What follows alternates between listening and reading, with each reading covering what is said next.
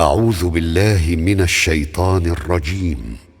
بسم الله الرحمن الرحيم.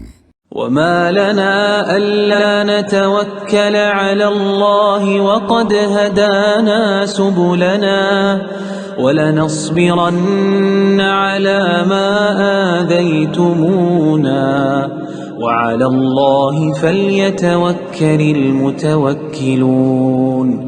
وقال الذين كفروا لرسلهم لنخرجنكم من أرضنا أو لتعودن في ملتنا فأوحى إليهم ربهم لنهلكن الظالمين